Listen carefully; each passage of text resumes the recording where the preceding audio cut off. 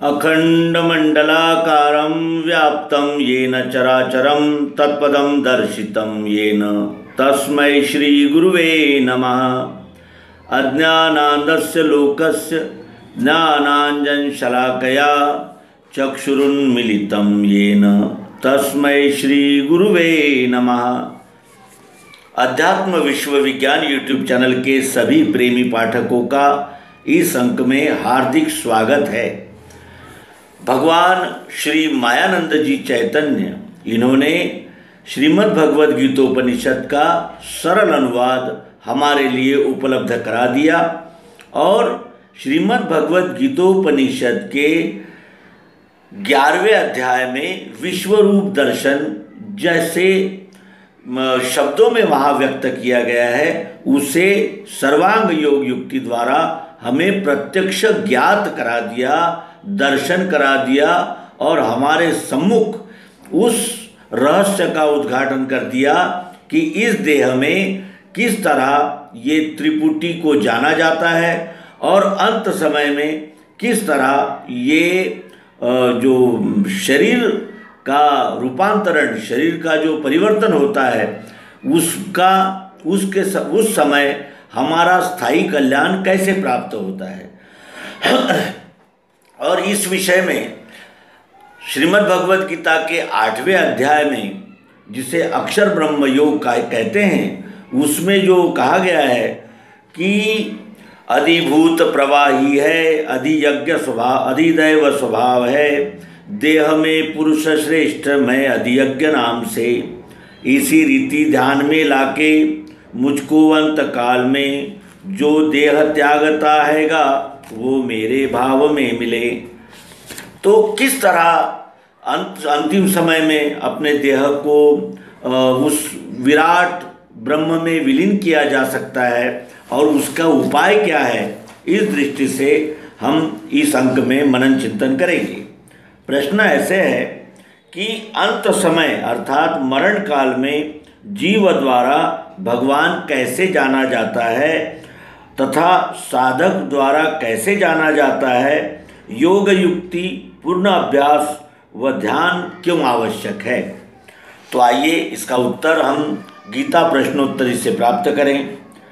अज्ञानवश जीव स्वयं को सीमित व्यष्टि देह तक मर्यादित मानता है, फलतः उसे स्वयं के व्यष्टि स्वरूप का स्मरण विशेष रहता है और स्वयं के व्यापक स्वरूप यानी विश्व का स्मरण गौण रहता है, यानी सूक्ष्म रूप से रहता है। पूर्णतया विस्मरण संभव ही नहीं, क्योंकि सत्वस्तु अर्थात परमात्मा का अभाव होता ही नहीं। किंतु जीव को जब व्यष्टि स्वरूप का स्मरण विशेष रहने लगता है तो व्यापक निज मूल स्वरूप विश्व या विधाता का गौण अर्थात बीज रूप हो जाता है, जिसे सर्वसाधारण दृष्टि से विस्मरण कहते हैं। इस विस्मरण अर्थात अज्ञान के प्रभाव से स्वयं को विश्व से भिन्न मानकर जीवन व्यतीत करता है। विश्व अपना निज मूल स्वरूप जो कि सेव्य है उसे भोग्य मानकर जीवन व्यतीत करता है। सुखासक्ति सुख भोगों में मग्न प्रभु को भूला रहता है। जब असमर्थ विवश दुर्बल होता है तब आर्त व अर्थार्थी अवस्था में प्रभु को याद करता है। यह स्मरण स्थायी नहीं होता और मरण काल में भी अज्ञानी जीवों के स्मरण का स्वरूप अस्थायी ही रहता है। मृत्यु के समय मनुष्य का अहंकार दुर्बल हो जाता है, शारीरिक यातनाएं व्यापने लगती है, तब वह प्रभु को स्मरण करता है, किंतु वह केवल एक आर्तभाव की पुकार होती है। यातनाओं से छुटकारा पाने हेतु प्रार्थना होती है। यथार्थ में उसका मन जगत भाव में ही विचरण करता है। जिसका स्मरण जीवन भर विशेष रूप से रहता है उसी का स्मरण अंत समय में होगा, यह नियम है। प्रभु का स्मरण अज्ञानी को आकाश में बीच बीच में चमकने वाली बिजली की भांति होता दिखाई देता है। राग द्वेषादि विकार, भोगेच्छाओं के संस्कार, न किए हुए कर्तव्यों का पश्चाताप, आदि जीव को अंत समय में मैं और मेरा इसकी ही स्मृति व्याप्ति है। अंत समय अज्ञानी जीवों का दृश्य यद्यपि एक सा ही नहीं रहता, किंतु प्रभु का स्थायी स्मरण अंत समय में नहीं होता। साधक परमात्मा को जानने का प्रयत्न सारा जीवन करता है और अंत समय में विस्मरण की संभावना है या नहीं, यदि है तो क्यों, और उस विस्मरण का स्वरूप कैसा रहता है, इन प्रश्नों के उत्तर में साधक की अंतिम काल में भगवान कैसे जाना जाता है यह स्पष्ट हो सकता है। ज्ञानी पुरुष अर्थात आत्मयोगी जीते जी परमात्म निश्चय में स्थिर हो जाते हैं और परमात्म रूप स्थायी रहकर स्थायी आनंद को प्राप्त कर लेते हैं। अतः उनके लिए तो विस्मरण का प्रश्न ही नहीं उठता।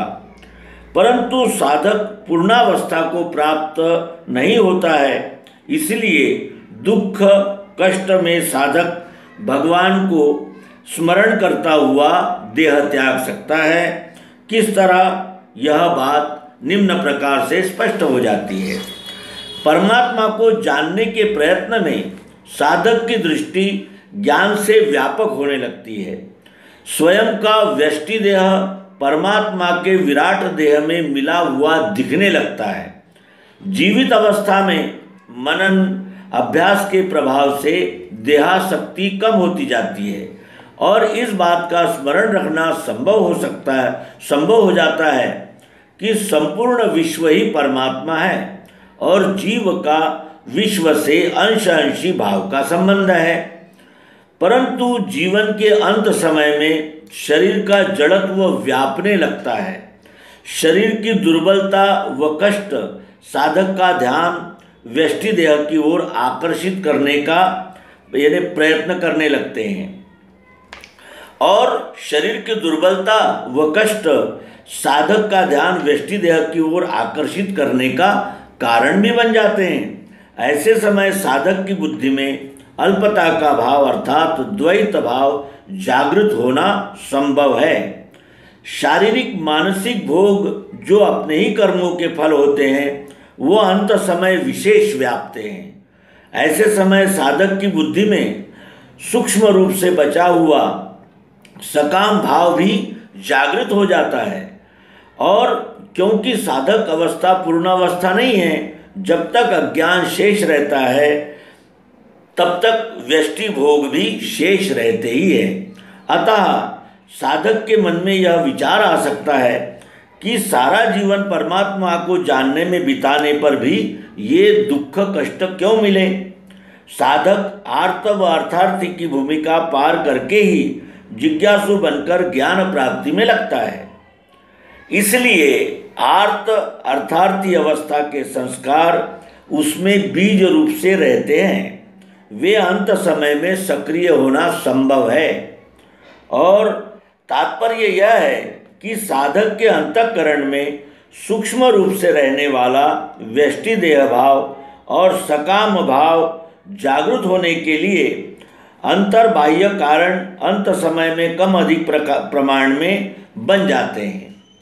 ऐसे समय यदि सर्व परमात्मा ही है, न जाना हो न ज्ञान विज्ञान न हो, तो व्यष्टि सुखेच्छा रूपी काम जो ज्ञानी का नित्य वैरी है, ज्ञान पर आवरण लाकर साधक की बुद्धि को विचलित कर सकता है। भगवान को यथार्थ रूप में जानने वाला साधक को अंत समय जब उसका व्यष्टि देह भाव अर्थात अल्पत्व का भाव व्यापने लगता है, तब वह भगवान का स्मरण इस रूप में कर सकता है। कैसे? हे प्रभु, इस व्यष्टि देह में भी अधियज्ञ नाम से तुम जाने जाते हो, फिर मैं तुमसे भिन्न कहाँ हूँ? सर्व से लेकर अल्प तक तुम ही हो। अंत समय के कष्ट मेरे कर्मों का ही फल है। तुम्हारा ही अंश व तुमसे सर्वथा अनन्य होते हुए अज्ञानवश मैं स्वयं को तुमसे भिन्न मानता रहा। तुम्हारा व्यापक स्वरूप विश्व को सेव्य के स्थान पर भोग्य समझकर जीवन बिताता रहा। इन्हें भोगकर ही मेरे अशुभ कर्म समाप्त होकर मेरे अंतःकरण की शुद्धि होगी। तात्पर्य यह कि भगवान को यथार्थ रूप में जानने वाले साधक पर भगवान की कृपा बनी रहने के कारण साधक भगवान को स्मरण करता हुआ देह त्याग करता है। परमात्मा का योग युक्ति सहित अभ्यास व ध्यान करना इसलिए आवश्यक है क्योंकि अंत समय जीव के मन में जो भाव बसा होता है उसी भावना शक्ति से वही रूप आगामी समय में दिख सकता है, आगामी रूप में मिलता ही है। यह नियम है तो आजीवन जिन भावों का उदय अस्त होता रहेगा वही अंत समय उदय होंगे। इसलिए आजीवन विश्वरूप परमात्मा का यथार्थ ध्यान रहना आवश्यक है। जागतिक भावों से यदि सजीव वस्तु का भाव होता है तो उस भाव रूप से जन्म लेता है। यदि जड़ पदार्थ का भाव हो तो गुण परिवर्तन नियम से जन्म को प्राप्त वह पदार्थ प्राप्त होना, यह नियम है। अतः उस श्रेष्ठ धाम की अध्याय 15 के 6वें श्लोक के अनुसार प्राप्त करने की इच्छावान को जहाँ गए नहीं लौटे वो मेरा श्रेष्ठ धाम है, इस स्थिति के चाहने वाले को विश्वरूप परमात्मा में अनन्य होकर स्वयं का वही स्वभाव स्थिर हो जाना चाहिए और ये स्वभाव बिना अभ्यास के साध्य नहीं हो सकता। अर्थात जिनका जिनका अभ्यास विज्ञान की स्थिरावस्था को पहुंच चुका है वही अंतकाल की यातना में भी प्रथम किए हुए अभ्यास की दृढ़ता से त्रिपुटी सहित और त्रिपुटी रहित विश्वावलोकन करते हुए देह त्याग करता है। वह श्रेष्ठ धाम प्राप्त करने के लिए परमेश्वर में ऐक्यता होकर वह ऐक्यता उसका सहज स्वभाव रूप हो जाना चाहिए। अतः आजीवन अभ्यास की आवश्यकता है। इस प्रकार हमने देखा कि हमें अगर अध्यात्म विज्ञान का अभ्यास आजीवन रहना आवश्यक है, अत्यंत आवश्यक है, अन्यथा अंत समय में हमारा शरीर जो यातनाएं भोगता हुआ होता है, क्योंकि शरीर जड़ है, उसको तो अंत समय में आदि व्याधि ये सब लगा ही रहता है। तो इस समय में अगर वो जड़ देहात शक्ति में अगर फंस गया तो फिर इसे पुनरपि जननम पुनरपि मरणम ये तो लगता ही है, लेकिन साथ ही ये विश्वरूप परमात्मा के बोध से विमुख होने का यानी संभव यानी अत्यंत यानी जिसे कहते हैं 100% होता है।